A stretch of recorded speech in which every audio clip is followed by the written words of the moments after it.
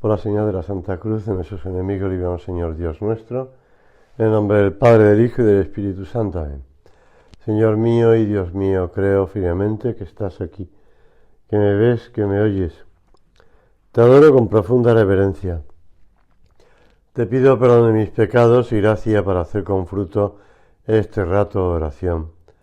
Madre mía Inmaculada, San José, mi Padre y Señor, Ángel de mi guarda, interceded por mí.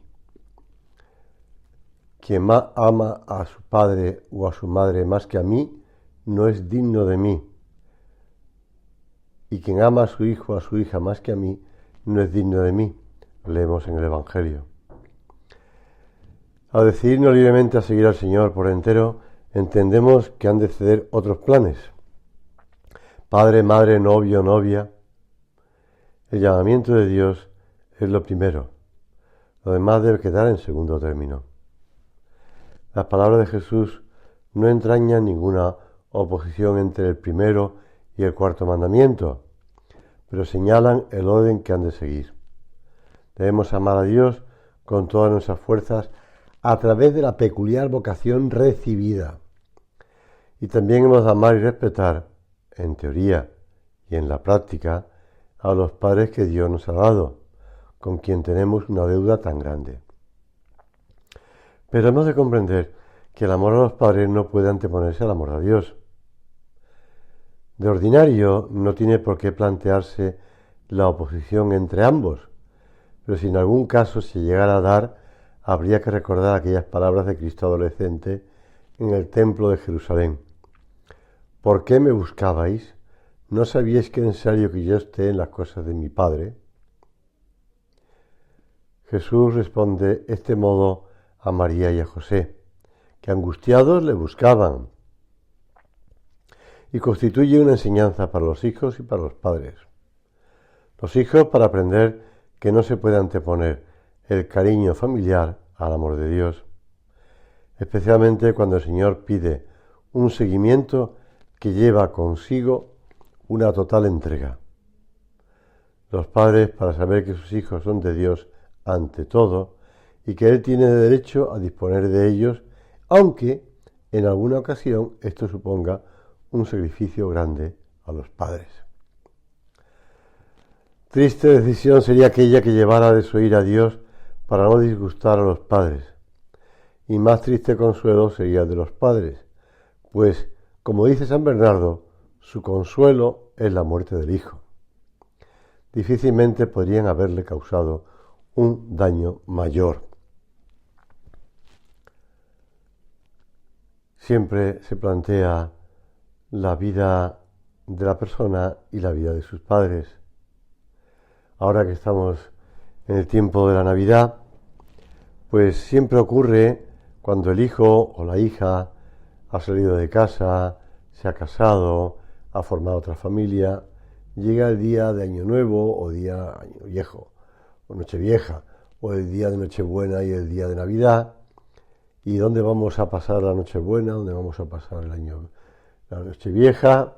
En casa de tus padres, de los míos, siempre hay un pequeño lío, que unos padres tiran para un lado, otros tiran para otro. Bueno, lo que siempre recomiendo es que lo importante es que es tu familia. Y si tú te has casado con una mujer o con un hombre y has formado una familia, tienes que estar a buenas con todo.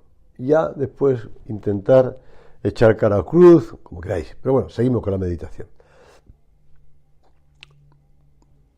Al Señor solo se le puede seguir con la libertad nacida del desprendimiento más pleno. Libertad de corazón que no anda prendido en melancolías y añoranzas, en flojos sentimientos que conducen a una entrega a medias. Libertad también que conlleva la necesaria autonomía para cumplirla con voluntad, cumplir la voluntad de Dios. Voy a contar una, se me acaba de acordar, y voy a contarla. Esto lo ha escrito el Beato Álvaro del Portillo en los comentarios a pie de página de los escritos que publicó el fundador de Opus Dei, hablando de lo que es el Opus Dei, pues eso, las distintas instrucciones sobre la labor con gente joven, sobre la formación de los numerarios, etcétera, etcétera.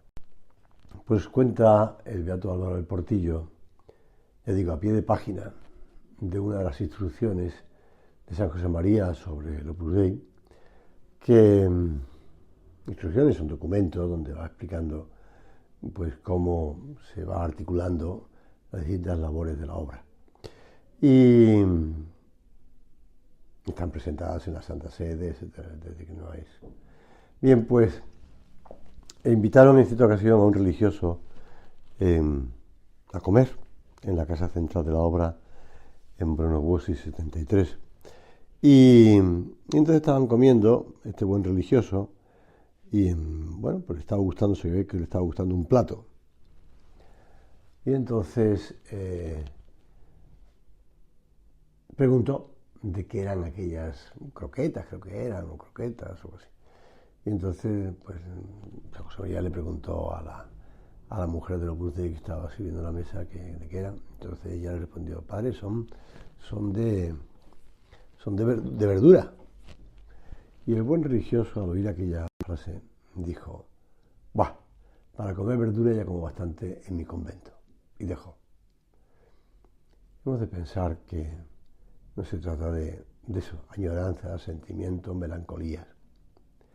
Y la otra anécdota cuenta la historia de un hijo de familia feliz que tras estudiar en una orden religiosa, concretamente los jesuitas, decidió hacerse el mismo jesuita y se ordenó sacerdote en 1949. Esto lo cuenta aquel escritor y periodista y sacerdote Martín Descalzo.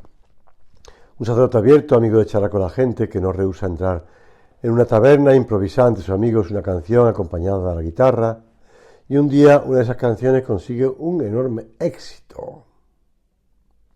Oh Dios, ¿por qué has hecho la noche tan larga, tan larga? La venta de discos se multiplica. Al joven jesuita lo lleven los contratos, se multiplican los discos, las canciones. Recorre 40 países. Lo hace con todo su amor de sacerdote. Sus canciones hablan de Dios. Muchos, que entonces éramos jóvenes, dice Martín Descalzo, aprendimos a rezar con ellas. Y aquel jesuita siente llena su vida.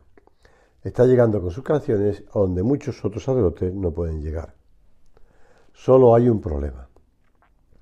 El cansancio de los recitales es enorme.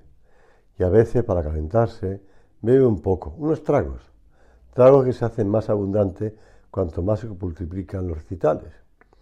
En 1964 le contratan para el Olimpia de París. Éxito tremendo los 3 primeros días. Crece la tensión en el cantante jesuita. El cuarto día se siente agotado antes de recitar y para poder salir al escenario bebe una botella entera de ron. Al día siguiente, camino hacia un nuevo recital en Hamburgo, tiene una hemorragia y una grave crisis hepática. Un infarto le acerca a la muerte, le interna en un hospital. Allí se atreve por fin a contar al capellán su secreta verdad de alcohólico que ha venido camuflando como puede. Comienza una cura de desintoxicación con un grupo de alcohólicos anónimos. Lenta y dolorosamente se salva. 20 años más tarde se ha atrevido a contar su verdadera historia en un libro escalofriante. Y no oculta su verdadero nombre, Aimé Duval, el que fuera famosísimo padre Duval. Yo, que tanto la amé, admiré cuando cantaba, dice Martín Descalzo, siento hoy una rara mezcla de compasión, tristeza, cariño, sin que la admiración haya decrecido. Tal vez ser hombre sea equivocarse, pero sobre todo ser hombre es tener el coraje de reencontrarse. Ya sé que son anécdotas poco fuertes, ¿no? Pero no podemos añorar, no podemos desear, no podemos admirar. Una vez que hemos entregado nuestro corazón a Dios, no se gana nada con una decisión a medias, con un corazón dividido. Puede ocurrir que en algunos casos que la decisión de seguir por entregar al Señor no sea comprendida por los propios parientes, porque no la entiendan, porque se hayan forjado otros planes legítimos o porque no quieran participar en la renuncia que les corresponde. Debemos contar con ello, y aunque seguir a Cristo cause dolor a los padres, hemos de entender entonces que la fidelidad a la propia vocación es el mayor bien para nosotros y para la familia entera. En toda circunstancia, siendo muy firmes al propio camino, tenemos que querer mucho a nuestros padres, mucho más que antes de la llamada. Los que llevamos años siguiendo al Señor, una entrega en el celibato, en el sacerdocio, sabemos la importancia que han tenido nuestros padres en nuestra vocación y lo mucho que le queremos después. Debemos pedir mucho por ellos, para que comprendan que no es un sacrificio para los padres que Dios les pida a sus hijos, ni para los que llama al Señor es un sacrificio seguirle. Hemos de agradecerle al Señor nuestra vocación. De verdad que Dios sabe más. Con nuestras vidas el Señor hace maravillas y resulta que los padres comprenden después la maravilla de la llamada de su hijo y dan gracias a Dios porque tienen unos hijos que además, las hijas, que rezan por ellos, que están constantemente pidiendo por ellos y que después, al querer más a Dios, les quieren más a ellos. Es por el contrario un honor inmenso, un orgullo grande y santo, una muestra de predilección, un cariño particularísimo que ha manifestado Dios en un momento concreto. Pero no olvidemos que estaba en su mente desde toda la eternidad, como nos dice la Sagrada Escritura. Es el mayor honor que el Señor puede hacer a una familia, una de las mayores bendiciones. Hoy día no se entiende que el hijo no es un derecho, que el hijo es una bendición de Dios. No se entiende que para conseguir tener un hijo, como sea, hay que hacer lo que sea, pasando por encima de la propia vida humana. Y no es así. El hijo es una persona con independencia de los padres, con toda la personalidad e individualidad de cada persona humana. Y por tanto, aunque ha recibido de los padres, porque han sido procreadores, no por eso dependen de los padres. Están unidos a los padres. Claro que sí, que necesitan de los padres para crecer y madurar. Pero los hijos también son hijos de Dios. Y la persona que ha entregado su corazón por completo al Señor lo recupera más joven, más grande y más limpio para querer a todos. El amor a los padres, a los hermanos, pasa entonces por el corazón de Cristo. Y de ahí sale enriquecido. Señala Santo Tomás de Aquino que los dos hijos del Zebedeo, Santiago y Juan, son alabados porque siguieron al Señor abandonando a su padre. Y no lo hicieron porque éste los incitase al mal, sino porque estimaron que su padre podía pasar la vida de otro modo, siguiendo ellos a Cristo. Son palabras de Santo Tomás. El Maestro había estado cerca de sus vidas, los había llamado, lo hemos leído en el Evangelio estos días, y entonces todo lo demás se situó en segundo lugar.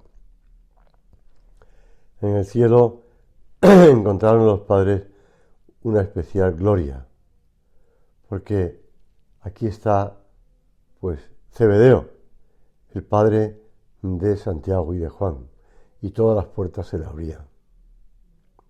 Aquí está María Salomé, la madre de los Zebedeos. Con qué alegría recibiría el abrazo de la Virgen, o el abrazo de San José, el abrazo de todos los padres de los apóstoles. La vocación es iniciativa divina. Él sabe bien qué es lo mejor para el llamado y para la familia.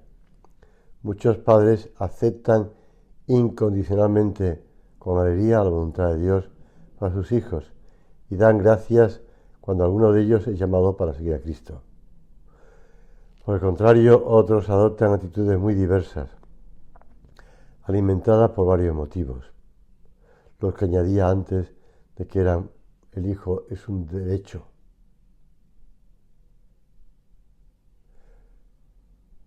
Son motivos, entre comillas, lógicos y comprensibles, pero con mezcla de egoísmo otros. Con la excusa de que sus hijos son demasiado jóvenes para seguir la llamada de Dios, no para tomar otras decisiones también comprometidas.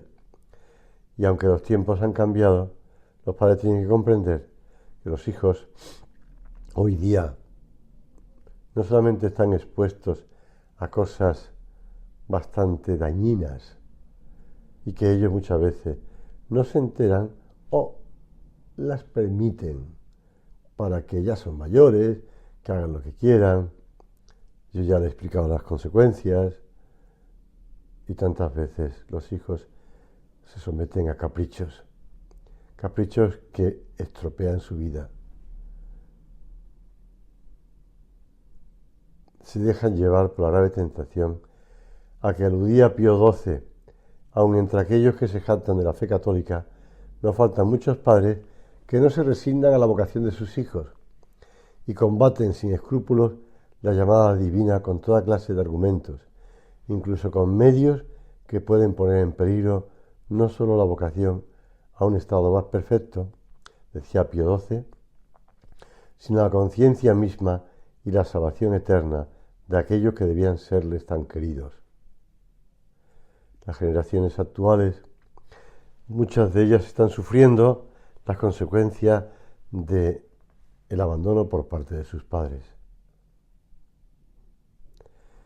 Cuando los padres olvidan que son colaboradores de Dios y que es ley de vida que los hijos abandonen el hogar paterno también para formar un nuevo hogar o simplemente por motivos de trabajo o de estudio. Muchas veces aún jóvenes se marchan a vivir a otro lugar sin que ocurra ninguna catástrofe. Ahora estoy recordando algo que me contaron hace ya algunos años, cuando ya estaba en marcha ese proyecto Erasmus de intercambio de alumnos universitarios entre países. Me contaba una chica, pues, qué es lo que hacían ellos y ellas, que estaban de Erasmus en un país de Centro Europa, más bien casi ya cerca de Rusia. Y bueno, pues lo que hacían en las fiestas, que hacía mucho frío por las noches, sí, pero lo que hacían en las fiestas. Por eso también marca, En otras ocasiones son las mismas familias quienes fomentan esta separación para el bien de los hijos. ¿Por qué han de poner trabas en el seguimiento de Cristo? Él no separa jamás a las almas. He recogido esta anécdota de una familia cordobesa, la familia Navarro Carmona, que tiene 2 hijos, y los 2 son sacerdotes diocesanos de la diócesis de Córdoba. La entrada en el seminario de Antonio, el mayor, no les pilló por sorpresa. Narran ellos: veíamos su proceso y le veíamos ansioso por avanzar en su camino. Y eso que el camino no era fácil, diríamos que muy duro. Sin embargo, él veía la parte positiva, se reafirmaba y crecía su vocación ante los contratiempos. La decisión de Juan Carlos, el segundo, sin embargo, costó un poco más. Pensamos que ya podía dedicarse a otra cosa. Primer argumento de los padres. Ya le hemos entregado un hijo a Dios, ahora el otro que haga con su vida lo que quiera. Y añadían: le ofrecimos múltiples opciones. Recuerdo, apunta su madre Julia, que mencionamos la vocación de un médico, curando, salvando vidas. Cuando terminamos nosotros de hablar, él nos dijo: ¿queréis que haga esa carrera? La hago. Después seguiré con la que me gusta. Yo quiero dedicarme a curar almas y salvarlas. Emocionado le respondimos: tu vocación es fuerte, adelante. Su marido, Antonio, subraya que la llamada de su segundo hijo le pareció, de hecho, demasiado para nuestra familia. A pesar de todo, no se opusieron violentamente a la llamada de sus hijos. Explican: creemos en la libertad y el derecho de elección de la vida de los hijos. No estamos de acuerdo en ninguna imposición. Los padres no tenemos derecho a negar la decisión de Dios. Una respuesta muy clara de estos padres que nos ayudan a entender lo que significa la vocación. Agradecerle a Dios. No tenemos derecho a negar la decisión de Dios. Los buenos padres, añado yo, desean siempre lo mejor para sus hijos. Son capaces de llevar a cabo los mayores sacrificios por su bien humano. Y, cómo no, por su bien sobrenatural. Se sacrifican para que crezcan llenos de salud, para que mejoren en sus estudios, para que tengan buenos amigos, para que vivan según el querer de Dios, para que lleven una vida honrada y cristiana. He visto tantos padres, tantas familias que se sacrifican para que sus hijos vivan así. No tienen miedo a perder su vida para que sus hijos la ganen. Ya. Eso te has acordado seguro que la frase del Señor, ¿verdad? Quien pierde su vida la ganará. Pues estos padres pierden, gastan su vida. Qué mejor modo de gastar la vida, porque la vida se gasta siempre, que criando esos hijos, que sacando adelante esos hijos para Dios. Para eso lo llamó Dios al matrimonio. La educación de los hijos es un querer expreso de Dios en sus vidas. Es de ley natural. Señor, te pedimos en este rato de oración que nos ayudes a entender la grandeza de la vocación que Dios nos ha dado, unos al matrimonio, otros al celibato, otros a la vida religiosa, pero todos llamados por Dios, todos contando con la ayuda de Dios. Cuando una persona, vamos a decirlo en modo llano, se casa por la iglesia, nos vamos a casar por la iglesia. No significa que van a hacer un contrato solo en la iglesia, como pueden hacerlo en el ayuntamiento. No, no. Es que Dios también firma ese contrato. No es un testigo único. Ya hay más testigos del contrato, pero Dios es el testigo cualificado que dice: yo me comprometo a ayudaros con mi sangre en todos los momentos de vuestra vida. Señor, esto es la grandeza del matrimonio, esto es la grandeza de la familia. En el Evangelio encontramos muchas peticiones en favor de los hijos. Una mujer que sigue con perseverancia a Jesús hasta que cura a su hija. Un padre que le pide que expulse al demonio que atormenta a su hijo. El jefe de la sinagoga de Cafarnaún, Jairo, que espera con impaciencia al Señor porque su única hija de 12 años está a punto de morir. Y ya comentábamos antes la decisión de la madre de Santiago y Juan, que se acerca a Cristo para pedirle algo que a ellos no se habían atrevido a pedir. Sin pensar en sí misma, se acercó a Jesús, le adoró y manifestó querer pedirle una gracia. Hay tantos ejemplos de madres y padres que han pedido para sus hijos bienes y favores que jamás se hubieran atrevido a solicitar para ellos mismos. El Señor, comprensivo ante ese cariño tan grande, pero de madre, no lo rechaza, pero se dirige a los dos hermanos para darles el mayor honor que puede tener un hombre: compartir con él la propia copa, su mismo destino, su misma decisión. Los padres deben pedir lo mejor para sus hijos, y lo mejor es seguir la propia llamada, lo que Dios tiene dispuesto para cada uno. Este es el gran secreto para ser felices en la tierra y llegar al cielo, donde nos espera un gozo sin límite y sin fin. No olvidemos que la Iglesia durante toda su historia ha defendido siempre la superioridad del carisma de la virginidad o del celibato frente al del matrimonio, por razón del vínculo singular que tiene con el reino de Dios. Pero sin la familia no habría hijos, y no habría hijos para Dios. Recientemente se ha realizado una encuesta, la encuesta que ha realizado el diario La Croix entre 673 seminaristas de 25 seminarios de Francia, resulta especialmente interesante y significativa. La gran mayoría de los seminaristas habían sido monaguillos, el 59% durante muchos años y el 15% ocasionalmente. La mayoría, el 72%, provienen de familias que van a misa todos los domingos. Un dato significativo y quizá no tan previsible en esta encuesta es que para casi 2/3 de los seminaristas, es decir, un 62%, los padres habían sido las figuras determinantes para su itinerario espiritual.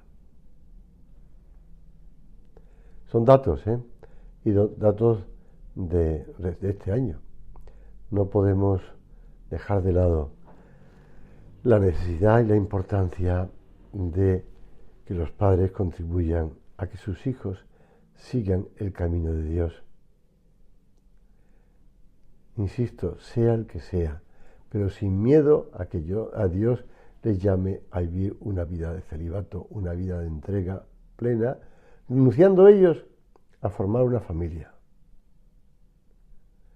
Los esposos cristianos, dice el Vaticano II, son para sí mismos, para sus hijos y demás familia, cooperadores de la gracia y testigos de la fe. Son para sus hijos los primeros predicadores y educadores de la fe. Los forman con su palabra y su ejemplo para la vida cristiana y apostólica. Les ayudan prudentemente a elegir su vocación y fomentan con todo esmero la vocación sagrada cuando la descubren en sus hijos. Ellos no pueden ir más allá, pues les compete discernir si tienen o no vocación. Únicamente han de formar bien su conciencia y han de ayudarles a descubrir su camino sin forzar su voluntad. Una vocación en medio de la familia comporta una especial confianza y predilección para todos. Dios bendice el lugar donde nace una vocación fiel. No es sacrificio entregar los hijos al servicio de Dios, es honor y alegría, escribe San José María en Surco. Terminamos nuestra oración recordando estas palabras de Jesús a María y José. ¿No sabéis que yo debo estar en las cosas de mi Padre? A los tres acudimos. Te doy gracias, Dios mío, por los buenos propósitos, afectos e inspiraciones que me has comunicado en esta meditación. Te pido ayuda para ponerlos por obra. Madre mía Inmaculada, San José, mi Padre y Señor, Ángel de mi guarda, intercede por mí.